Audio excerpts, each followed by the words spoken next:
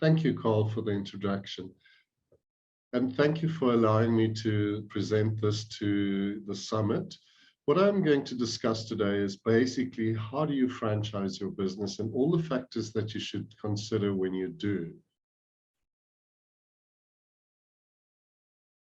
Do you have a brilliant product or service in a business that is just taking off much faster than what you thought it would? Or are you having sleepless nights because somebody is going to replicate your product or service? Or you think that your product or service in your business is actually so unique, you could be the next KFC. But now, why do people franchise their businesses? Firstly, it's usually a lack of money, a lack of people, and a lack of time. The first is the money. To start a new business takes capital outlay. You need to sign leases. It's quite a costly exercise to roll out a new business. Whereas with franchising, they would be signing all the leases. They would be borrowing the money. It will be their capital that they spend, and you still have an income as the franchisor. Now, the second one is people. Are you tired of people just leaving you all the time, replacing? If you had to start a new business, you're going to just train a new manager, and that manager will be leaving. So the whole cycle starts again. With a franchisee, you actually have an active manager. The manager who is also the owner of the business, that would be running the business. So he's got a vested interest to stay and transfer knowledge to the staff and ensure that the business is successful. And the time is so consuming to start the new business. It takes an enormous amount of time and energy to roll out the business, do the planning, do the rollout. All of those things do take time. Whereas with a franchisee, he's allocated time to be able to do that. And that's why you should franchise your business instead of expanding on your own. Now, before you start franchising your business, you need to know what your franchisee or potential franchisee would want to know. Now, is the business profitable? Is it easy to run? Are they going to make money out of it? Is it in the right area? Could they start a business that's close to their area and where they live or work or currently reside? Or they want to relocate? Is there an area available for them? These are the questions they would ask. Is it expensive to set it up? Is it capital intensive to run? Can it easily be duplicated? Are all the stuff that a franchisee would like to know? So then you need to analyze yourself for the following. Before you start franchising, there's a few things that you need to do. You need to sit down and do a tick list of all the following things. Are you making enough income to sustain a livable living where you can support your family, do whatever you require? Is the profitability quite good? What is your GP? If you have a very low GP and you have to sell massive amounts of product, or do you sell less product but a high GP and a bigger income? Is the business teachable to another person? Is the business relatively easy? For example, if you're an engineer and you know exactly how to run a machinery and you're franchising the business, can you teach somebody else to run the same business, or what is it that they would require? Do you have all your systems in place? Do you have your IT systems in place? Do you have your product ordering processes in place? Do you have your stock holding processes in place? Do you have systems for that?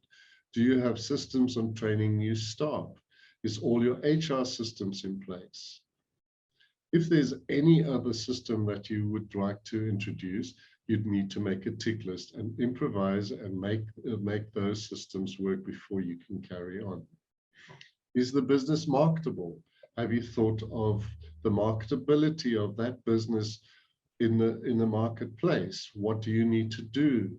What sort of marketing are you going to do? And how would you actually market this business effectively? Is it original? What makes it original? Make a tick list of exactly each point that is actually original. It differentiates you from your competitor if you have. If you don't have a competitor, what still makes it original for somebody else to actually want to buy into your business? And then the last is the affordability of the business. Are you sure that somebody else can roll out this business and can afford to roll out the business and still make money and income to be able to survive on? You've now made a decision to franchise your business, and you've gone through the tick box and you ticked everything and everything is working, all your systems and everything is in place. But what do you need to franchise your business? You need the documentation firstly. You need a prospectus. That's your first line document that you would send out to a potential franchisee, or it gives them a basic intro into your business. And then you need your disclosure document. Your disclosure document has all your info in it for them to do a proper evaluation, financials, everything that they would require to evaluate.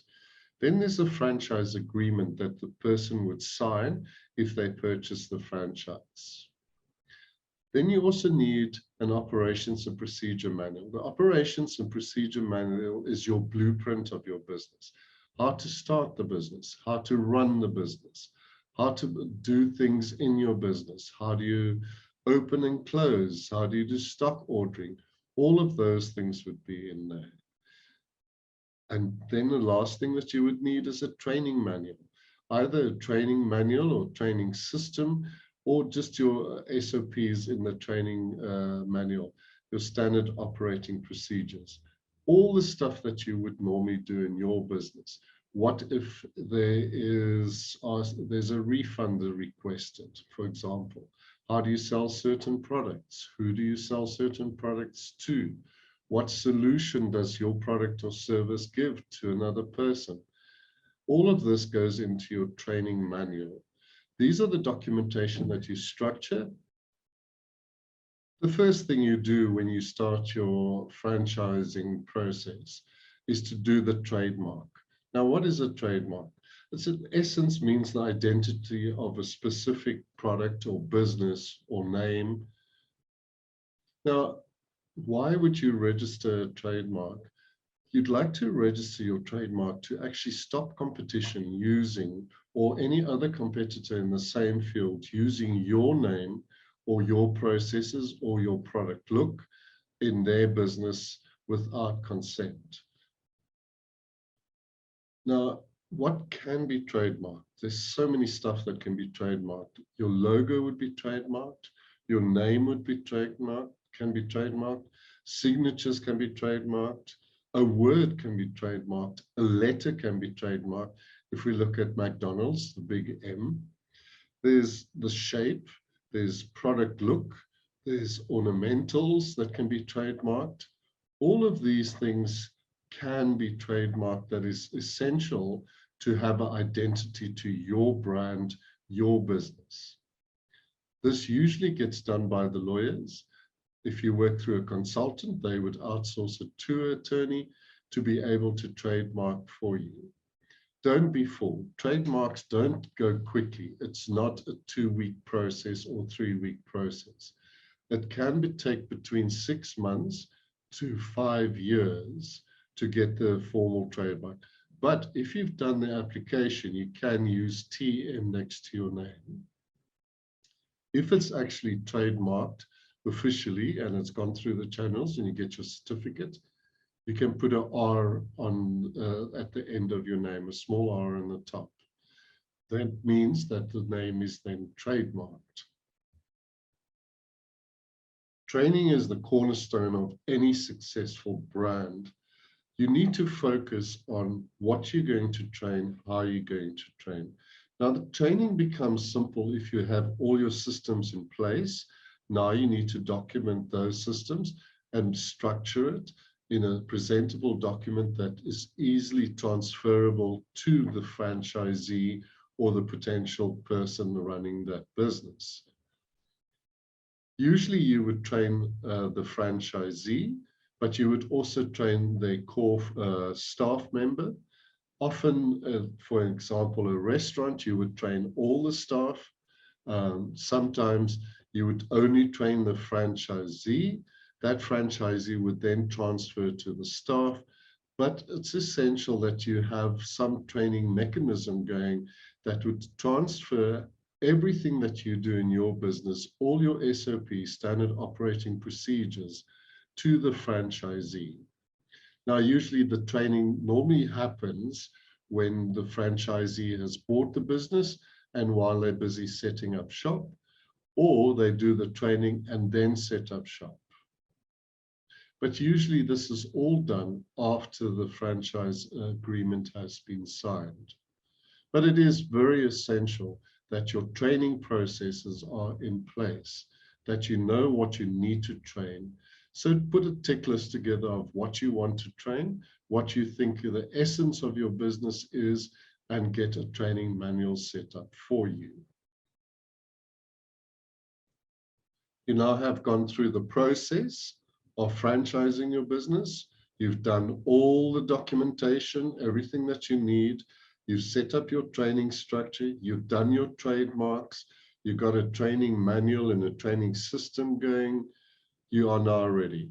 Last question you should ask yourself is, should I be FASA registered? The answer is a resounding yes.